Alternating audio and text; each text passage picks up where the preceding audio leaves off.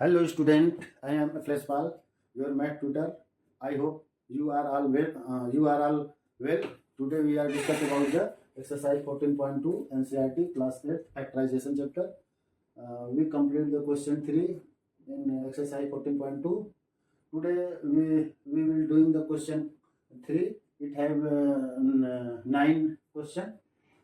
So let's start the question number first.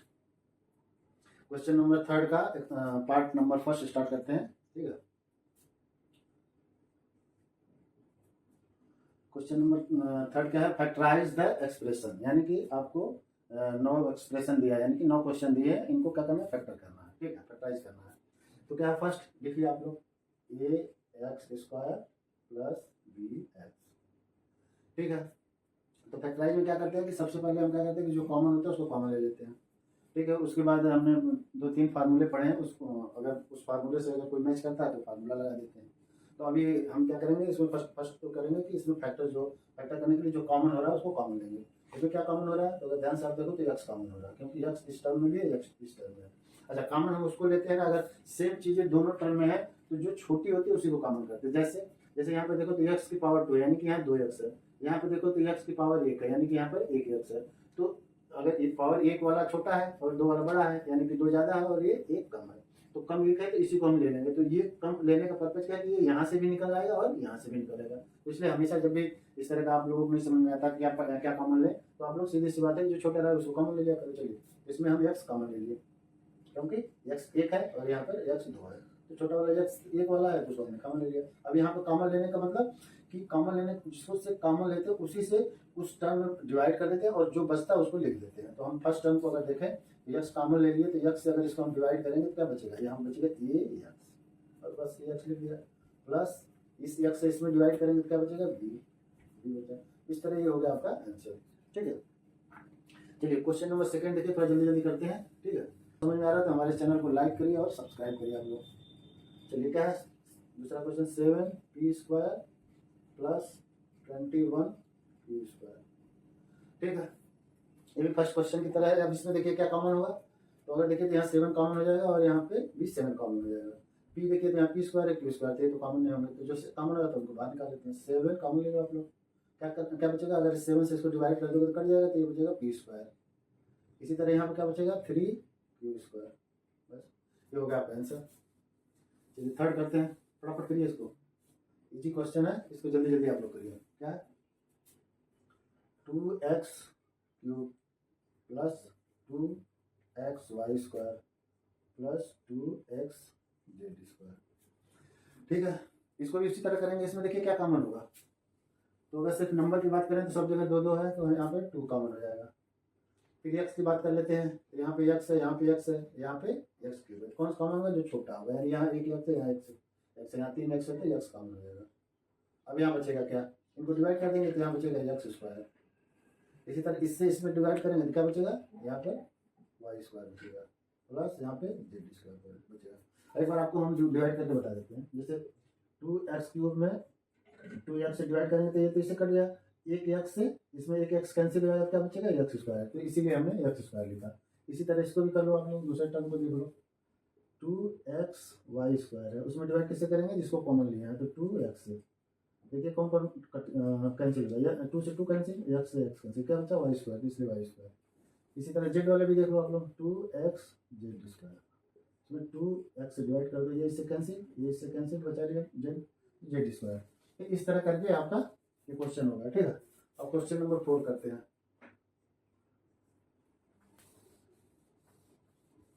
Question number 4 क्या है देख लेते हैं, a m square plus b m square plus b n square plus a n square.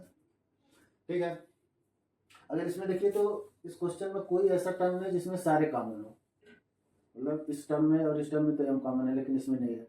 तो हम क्या करेंगे, ऐसे क्वेश्चन को हमने आप लोगों को बताया था रीअरेंज करने के लिए, इसमें रीअरेंज कर लेते हैं। तो क्या करेंगे, 2 टर्म को हम एक साथ लिख लेते हैं। तो ये पहला टर्म तो ऑलरेडी लिखा हुआ है और दूसरा टर्म हमारा ये हो जाएगा, मतलब एक टर्म में, मतलब एक ग्रुप कह लो आप, एक ग्रुप हो गया, टर्म में एक ग्रुप हो गया, एक ग्रुप हमारा ये बन गया, एक ग्रुप हमारा ये बन गया।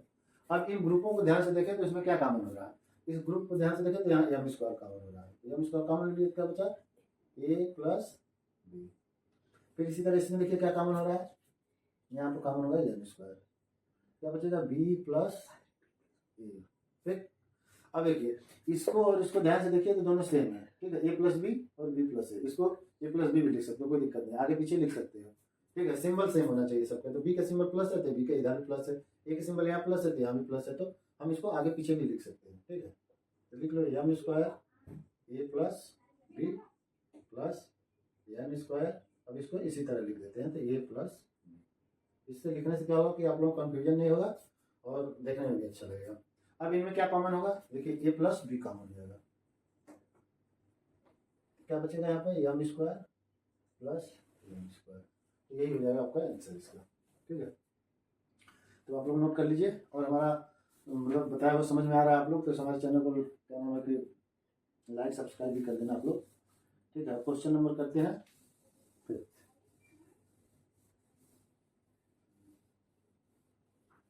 क्वेश्चन नंबर फिफ्थ,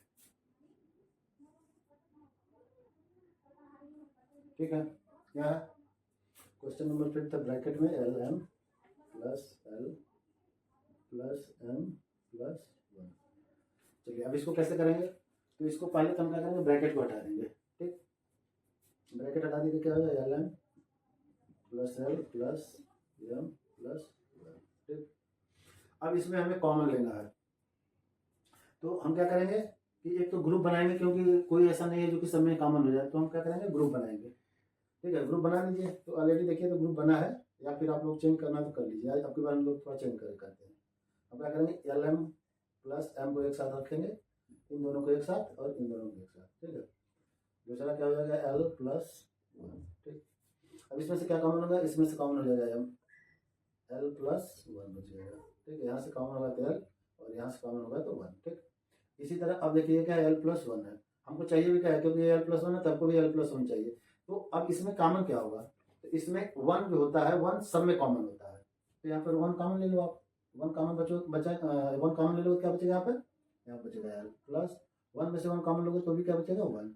अब देखिए ये दोनों टर्म सेम आ गए, इनको एक साथ लिख लेते हैं, एल प्लस वन एक ब्रैकेट में, बाकी क्या बचेगा एम प्लस वन, ठीक है।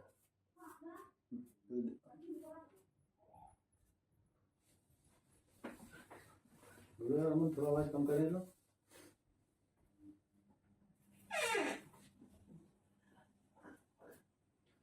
चलिए अब क्वेश्चन नंबर करते हैं, क्वेश्चन नंबर 6। क्या है question number 6, Y Y plus Z, एक टर्म हो गया, दूसरा टर्म क्या है 9 वाई प्लस जेड, ठीक। दो टर्म हमें मिल गए, इन दोनों टर्म में कॉमन क्या हो रहा है, इस टर्म में इस टर्म में, तो देखिए वाई प्लस जेड कॉमन हो रहा है, ठीक है। अब बचेगा क्या हमारा, अगर इसमें से इस टर्म में से इसको हटा देंगे क्या बचेगा वाई बचेगा, तो वाई, इसी तरह इसको इस टर्म से इसको हटा दिया क्या बचा 9, तो 9, ये होगा हमारा एकदम इजी क्वेश्चन है। अब करते हैं क्वेश्चन नंबर 7। क्या question number 7, 5y square minus 20y minus 8z plus 2yz, ठीक है। चलिए तो इसको कैसे करेंगे, तो इसको हम क्या करते हैं कि इसको अरेंज कर लेते हैं, ठीक है। तो इसमें देखिए ये अरेंज है, आप एक टर्म में मान लीजिए एक टर्म में मान लीजिए, ठीक है। इसमें से देखिए क्या कॉमन होगा, इसमें से कॉमन हो जाएगा 5y, नंबर में से 5 कॉमन करेंगे तो यहाँ से भी हो जाएगा यहाँ से भी होगा, ये वाई स्क्वायर वाई है तो ये वाई कॉमन हो जाएगा, क्या बचेगा यहाँ पर वाई माइनस 4, ठीक। अब यहाँ माइनस सिंबल है, अब हम इसमें कॉमन क्या होगा, एक तो 2 कॉमन हो जाएगा, यहाँ से भी हो जाएगा यहाँ से जेड भी हो जाएगा, तो 2z कॉमन ले लो, क्या बचेगा अब यहाँ पे, इससे काटोगे तो -4 बचेगा, ठीक। और यहाँ पे क्या बचेगा, यहाँ पे ये 2 कट जाएगा, जेड कट जाएगा तो वाई बचेगा, ठीक है। अब देखिए इसको और इस टर्म को देखिए, ये दोनों टर्म क्या है, सेम है क्या अलग है, तो ये दोनों टर्म सेम है, बस इसमें क्या है कि y को बाद में लिखा है इसमें और इसमें पहले लिखा है, बाकी हमको सेम है कि नहीं सेम है ये पता करने के लिए सिंबल चेक कर लो आप लोग। इसका y का सिंबल क्या है प्लस, इस y का भी प्लस है। इस 4 का सिंबल क्या है माइनस, इस 4 का सिंबल क्या है माइनस। तो यानी कि जब हमारा सिंबल सेम है और नंबर सेम लिखे हैं, अल्फाबेट सेम है, तो हमारा ये क्या होगा सेम होगा। तो इसको हम क्या है कि थोड़ा अच्छा से देखने के लिए लिख लेते हैं। क्या होगा ये 5y y minus 4 minus 2z। अब इसको क्या लिखेंगे y माइनस 4 लिख लेते हैं, क्योंकि सेम ही है तो ऐसे लिखे चाहे वैसे लिखे। अब इसमें कॉमन क्या होगा, तो y माइनस 4 कॉमन ले लेते हैं। तो क्या बचेगा यहाँ पर 5y माइनस 2z। तो इस तरह करके इसका होगा आंसर ये। चलिए क्वेश्चन नंबर करते हैं 8।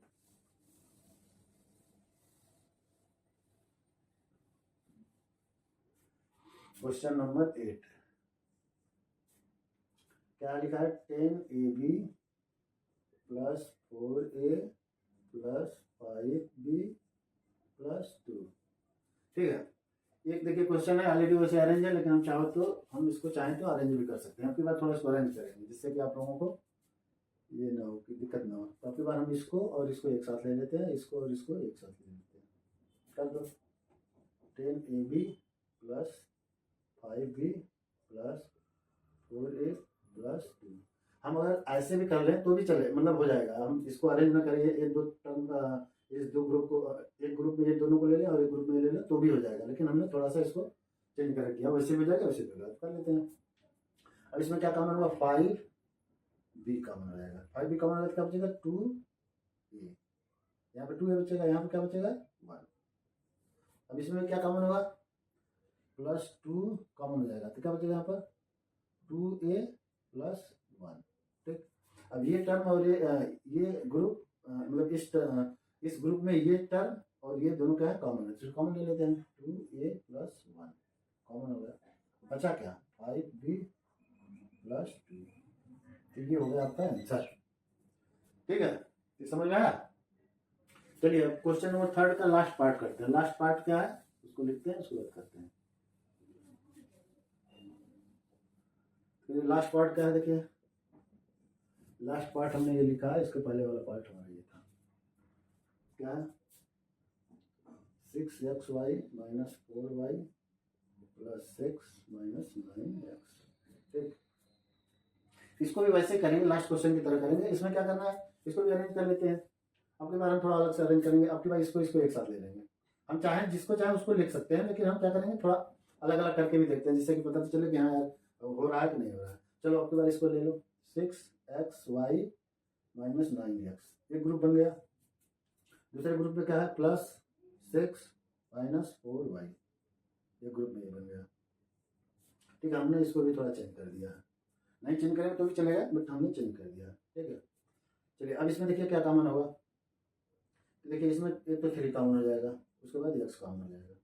यहाँ क्या बचेगा 2y माइनस यहाँ पे क्या हो जाएगा 3। अब यहाँ पे क्या कॉमन होगा प्लस, यहाँ पे इन दोनों में क्या कॉमन होगा 2 कॉमन होगा। यहाँ पे क्या आएगा 3 माइनस 2y। ठीक, अब इसको देखते हैं, इसको और इसको देखते हैं, क्या ये दोनों सेम है। तो अगर ध्यान से देखें तो नंबर तो सेम है लेकिन सिंबल सेम नहीं है। तो हम सिंबल को सेम करेंगे तभी ये चीजें सेम होगी। देखिए कैसे, क्योंकि यहाँ पर 3 के आगे क्या सिंबल है माइनस है, यहाँ 3 के आगे क्या सिंबल है प्लस है, तो एक तो ये सेम नहीं है। दूसरी तरफ y 2y के आगे प्लस है और यहाँ 2y के आगे माइनस है। तो अब इसको हम सेम करने के लिए क्या कर सकते हैं वो चीजें समझना है। तो इन सिंबल को सेम करने के लिए क्या करेंगे, ब्रैकेट के पहले वाले सिंबल को अपोजिट कर देते हैं, यानी कि जो सिंबल ये है उसका अपोजिट। ये प्लस है तो क्या हो जाएगा सिंबल माइनस। जैसे ही माइनस करेंगे इसके ब्रैकेट के अंदर के सारे के सिंबल चेंज हो जाएंगे। चलो कर लेते हैं, चलो कर लेते हैं। यहाँ पर 3x 2y माइनस 3। अब इस सिंबल को चेंज कर दिया, प्लस है तो क्या करेंगे माइनस 2 जगह 2 लिख दो। अब इसके सिंबल सबके चेंज होगा, यानी इसके सिंबल अभी प्लस है तो क्या हो जाएंगे अब माइनस, तो माइनस 3। अब इसका सिंबल क्या है अभी माइनस है तो क्या हो जाएगा प्लस, प्लस 2y। अब देखिए अब ये चीजें सेम हो गई। क्यों सेम हो गई, क्योंकि 2y के पहले सिंबल प्लस है, यहाँ भी प्लस है, 3 के आगे माइनस है, यहाँ भी माइनस है, तो ये दोनों सेम हो गए। जब सेम हो गए तो सेम तरीके से लिख दो। तो इसको हम लिख देते हैं, क्या हो जाएगा 3x 2y माइनस 3 माइनस 2। अब इसको लिख दो 2y माइनस 3। अगर आप नहीं भी लिखते हो तो कोई दिक्कत नहीं है, लेकिन लिखने से क्या होगा कि हमें लगेगा कि यार दोनों सेम है। ठीक है, बाकी नहीं लिखते वैसे भी लिखते हो कोई दिक्कत नहीं है। अब इसमें क्या कॉमन होगा, कॉमन निकालो 2y माइनस 3, क्या बचा 3x माइनस 2, तो ये होगा इसका आंसर। तो ठीक है बच्चों, इस तरह करके आप लोगों का क्वेश्चन नंबर 3 कंप्लीट हो गया। अब हम क्या करेंगे, अगले क्लास में हम इसके आगे क्वेश्चन करते हैं। तो ओके बच्चों, धन्यवाद। और अगर आप लोगों को हमारा समझ में आ रहा है तो मेरे चैनल को लाइक, सब्सक्राइब और कमेंट करिए। कमेंट उस क्वेश्चन करिए जो आपको समझ में नहीं आ रहा है, जिससे कि हम दोबारा भी उस क्वेश्चन को आप लोगों को समझा सकें। थैंक यू बच्चों।